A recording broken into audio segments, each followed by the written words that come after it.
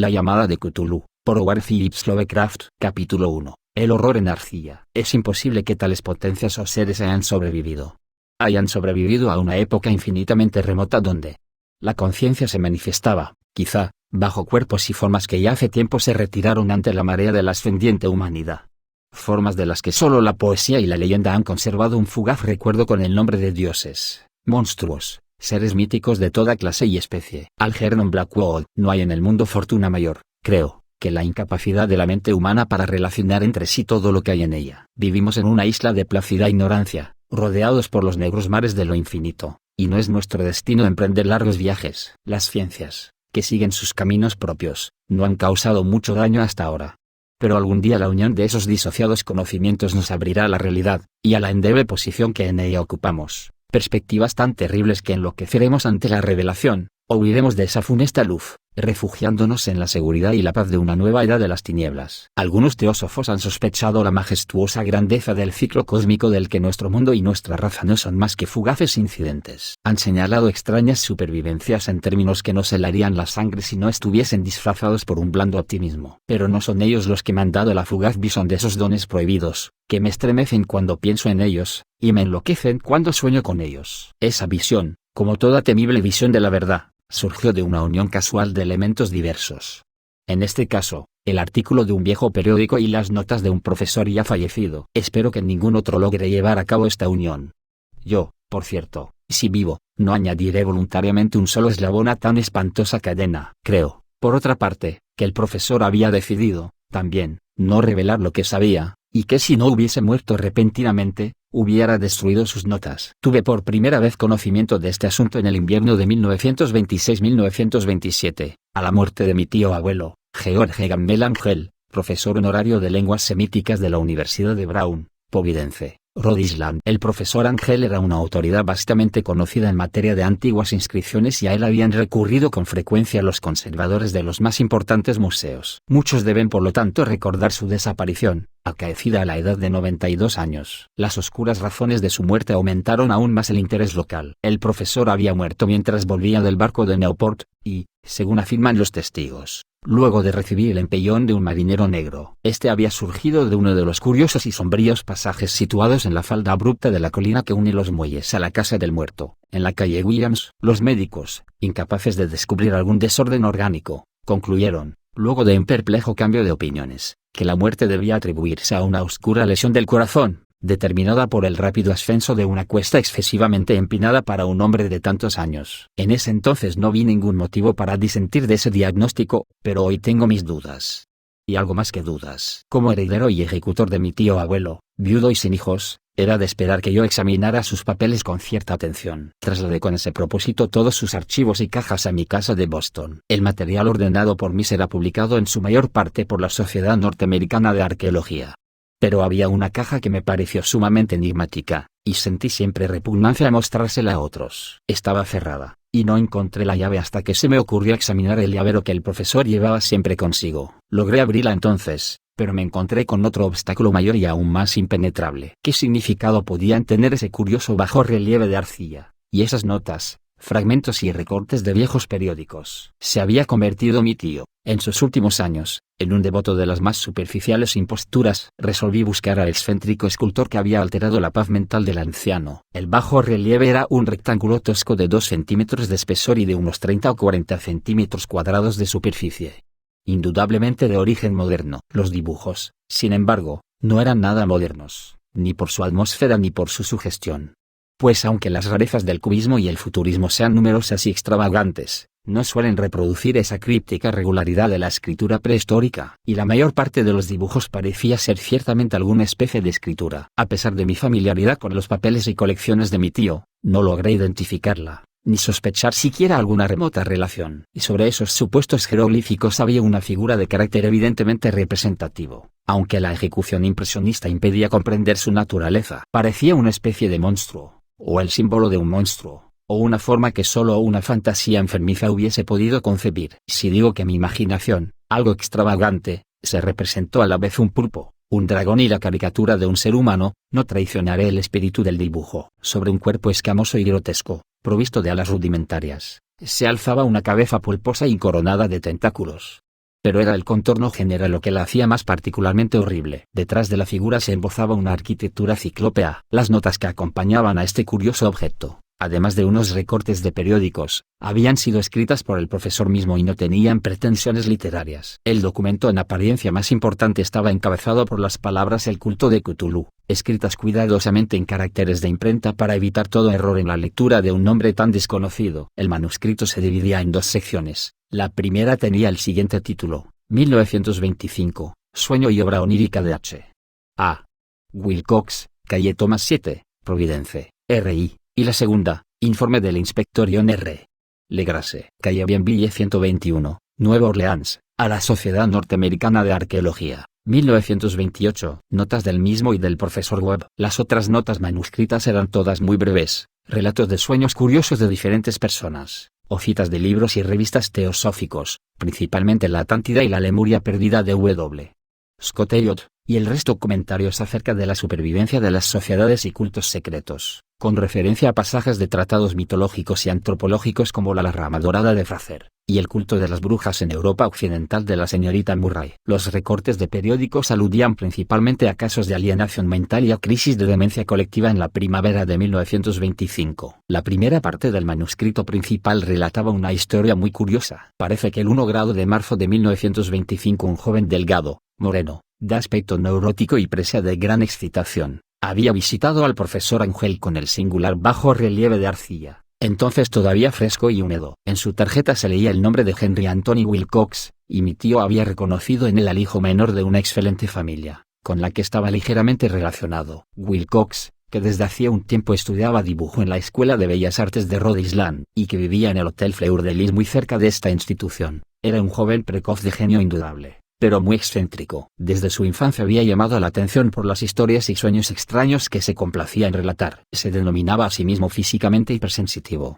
Pero la gente seria de la vieja ciudad comercial lo consideraba simplemente raro. No había frecuentado nunca a los de su propia clase y poco a poco había ido retirándose de toda actividad social. Actualmente solo era conocido por algunos estetas de otras ciudades. La Asociación Artística de Providence, deseosa de preservar su conservadorismo, lo había desahuciado. En aquella visita, decía el manuscrito, el escultor había pedido bruscamente la ayuda de los conocimientos arqueológicos de su huésped para identificar los jeroglíficos. El joven hablaba de un modo pomposo y descuidado que impidía simpatizar con él. Mi tío le respondió con sequedad, pues la evidentedad de la tableta excluía toda posible relación con las ciencias arqueológicas. La réplica del joven Wilcox, que impresionó bastante a mi tío como para que la reprodujera palabra por palabra, tuvo ese énfasis poético que caracterizaba sin duda su conversación habitual. Es nueva, es cierto, le dijo, pues la hice anoche mientras soñaba con extrañas ciudades. Y los sueños son más viejos que la cabelosa Tiro, la contemplativa esfinge o Babilonia, guarnecida de jardines. Y comenzó a narrar una historia desordenada que, de pronto, despertó en mi tío un recuerdo. El anciano se mostró febrilmente interesado. La noche anterior había habido un leve temblor de tierra, el más violento de los que habían sacudido Nueva Inglaterra en esos últimos años, que había afectado terriblemente la imaginación de Wilcox. Ya en cama, y por primera vez en su vida, había visto en sueños unas ciudades ciclópeas de enormes bloques de piedra y gigantescos y siniestros monolitos de un horror latente, que exudaban un limo verdoso. Muros y pilares estaban cubiertos de jeroglíficos, y de las profundidades de la tierra, de algún punto indeterminado, venía una voz que no era una voz, sino más bien una sensación confusa que solo la fantasía podía traducir en esta unión de letras casi imposibles. Cthulhu Town. Esta mezcla de letras fue la llave del recuerdo que excitó y perturbó al profesor Ángel. Interrogó al escultor con minuciosidad científica, y estudió con intensidad casi frenética el bajo relieve que el joven había estado esculpiendo en sueños, vestido solo con su ropa de dormir, y temblando de frío. Mi tío culpó a su avanzada edad, dijo Wilcox más tarde, el no reconocer con rapidez los jeroglíficos y el dibujo. Muchas de sus preguntas le parecieron un poco fuera de lugar a su visitante, especialmente aquellas que trataban de relacionar a este último con sociedades y cultos extraños.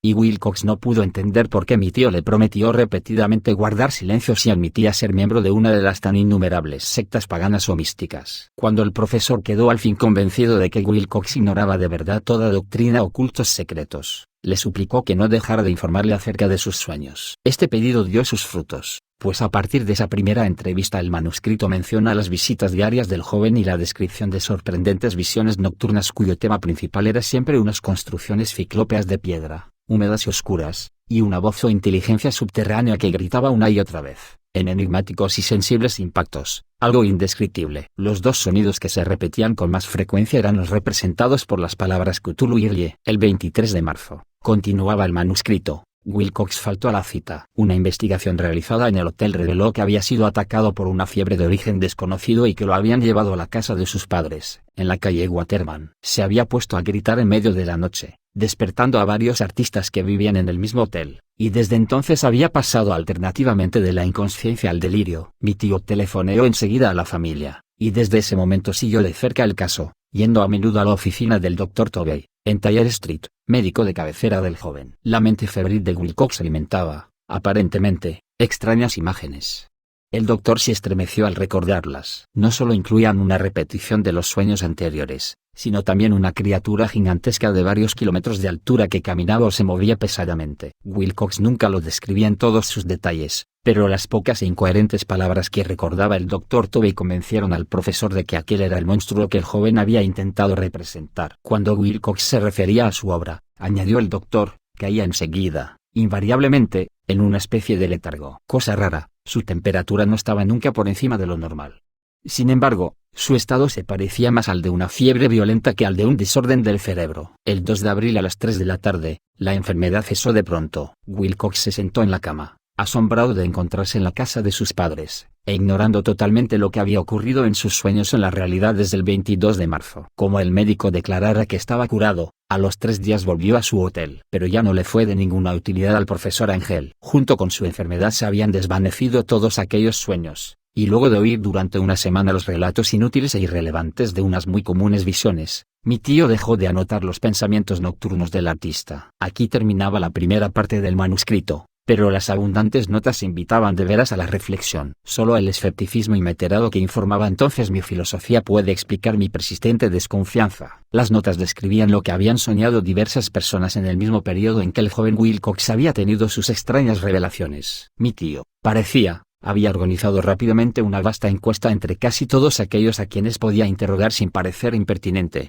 pidiendo que le contaran sus sueños y le comunicaran las fechas de todas sus visiones notables. Las reacciones habían sido variadas, pero el profesor recibió más respuestas que las que hubiese obtenido cualquier otro hombre sin la ayuda de un secretario. Aunque no conservó la correspondencia original, las notas formaban un completo y muy significativo resumen. La aristocracia y los hombres de negocios, la tradicional sal de la tierra de Nueva Inglaterra, dieron un resultado casi completamente negativo. Aunque hubo algunos pocos casos de informes de impresiones nocturnas, siempre entre el 13 de marzo y el 2 de abril, periodo de delirio de joven escultor. Los hombres de ciencia no fueron tampoco muy afectados, aunque por lo menos 4 vagas descripciones sugerían la visión fugaz de extraños paisajes, y uno de ellos hablaba del temor a algo anormal. Las respuestas más pertinentes procedían de artistas y poetas, que si hubieran podido comparar sus notas hubieran sido presas del pánico. Ante la falta de las cartas originales, llegué a sospechar que el compilador había estado haciendo preguntas insidiosas o había deformado el texto de la correspondencia para corroborar lo que había resuelto ver. Por esto persistía en la creencia de que Wilcox, conociendo de algún modo los viejos documentos reunidos por mi tío, había estado engañándolo. Estas respuestas de los artistas narraban una perturbadora historia. Entre el 28 de febrero y 2 de abril gran parte de ellos había tenido sueños muy curiosos, alcanzando su máxima intensidad en el tiempo del delirio del escultor. Una cuarta parte hablaba de escenas y sonidos semejantes a los descritos por Wilcox y algunos confesaban su terror ante una criatura gigantesca y sin nombre. Un caso,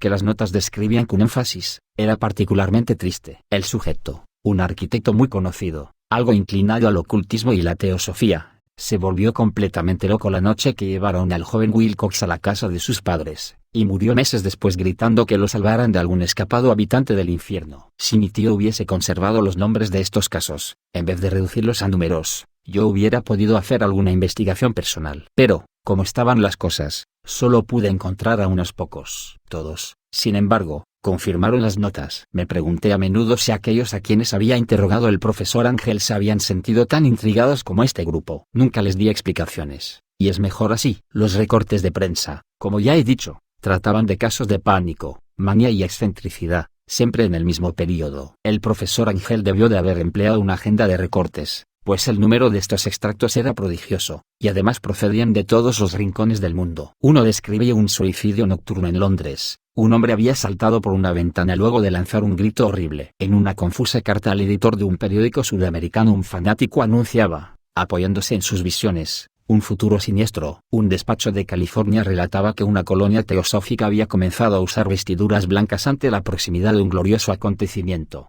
que no llegaba nunca, mientras las noticias de la India se referían cautelosamente a una seria agitación de los nativos, producida a fines de marzo. Las orgías vudúes se habían multiplicado en Haití, y en África se había hablado de unos cantos misteriosos. Los oficiales norteamericanos radicados en Filipinas habían tenido ciertas dificultades con algunas tribus, y en la noche de 22 de marzo los policías de Nueva York habían sido molestados por levantinos histéricos. Confusos rumores recorrieron también el oeste de Irlanda, y un pintor llamado Ardois Bonnot exhibió en 1926, en el Salón de Primavera de París, un blasfemo paisaje de sueño. En los asilos de alienados los desórdenes fueron tan numerosos que solo un milagro logró impedir que el cuerpo médico advirtiera curiosas semejanzas y sacara apresuradas conclusiones. Una rara colección de recortes, de veras. Apenas concibo hoy el crudo racionalismo con que los hice a un lado. Pero quedé convencido de que el joven Wilcox había tenido noticias de unos sucesos anteriores mencionados por el profesor.